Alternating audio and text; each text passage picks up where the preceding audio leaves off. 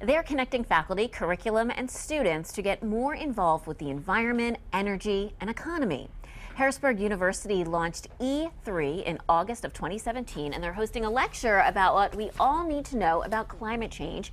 Here to tell us more and invite us out to that lecture, we welcome John Quigley from Harrisburg University of Science and Technology. Let's talk first about this Center for Environment, Energy, and Economy. What is this? How long have how long has it been established? Well, we started in August of 2017, and the idea is to connect Harrisburg University's pretty unique skill set and curriculum with the challenges of sustainability, energy development in the United States. And I think Harrisburg University is very well positioned to influence the direction that the country goes with its cutting edge curriculum and technology. That's wow, influencing the country. That's saying a lot. Have you seen a lot of interest from students in this? It's growing. The university has some really great programs, information systems, computer science, data science, and we're looking to connect all of those programs to challenges of sustainability, and we're seeing a lot of interest. That's terrific. Have you, excuse me, let's talk about the fourth National Climate Assessment, because that's something that you all are really interested in and really looking at.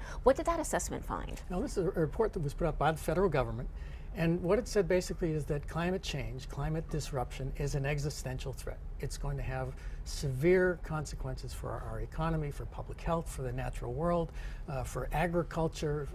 Essentially, it's an existential threat that we need to deal with and deal with quickly.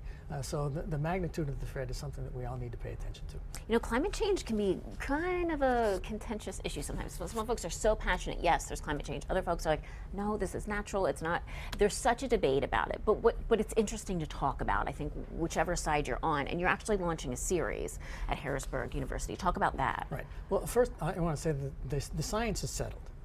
Humans are affecting the climate. We've changed the chemical composition of the atmosphere, and that has grave consequences for us. What we're trying to do in this lecture series is lay out the magnitude of the challenge, some of the approaches to mitigating the problem, some policy and legal options, and then talk about very specifically in the last two series of lectures what we're doing at Harrisburg University, the cutting edge research on technology that we're undertaking at the university that we think can have an impact. It's neat, and you really are inviting the community to be involved in the discussions. You have a lecture coming up. Talk about that. Yes, we have the first of 6 lectures this coming cool. Friday.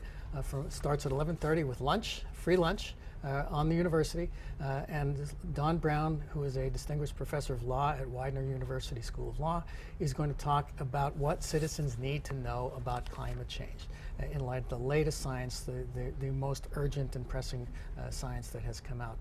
So this is the first of a kickoff series of a lecture series that will talk about the whole gamut of climate change. The public is invited.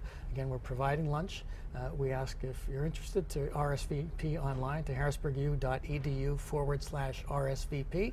But we're really looking forward to having the community join us. I think it's great. I think it's a great opportunity, whether it's an issue that you're really passionate about or something you've been wanting to learn more about. What a great opportunity to have lunch again on the university and listen to the lecture there. Great resource for the community. Thank you, sir. Thank Good you to very have you much. today.